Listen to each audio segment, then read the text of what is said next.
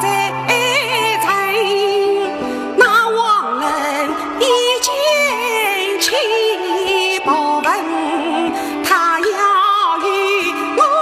儿能过家珍，别出山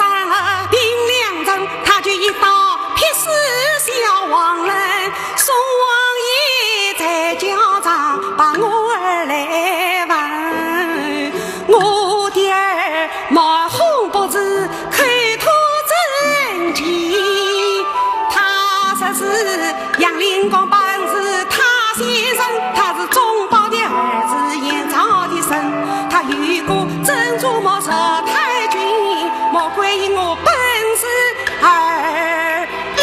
娘亲。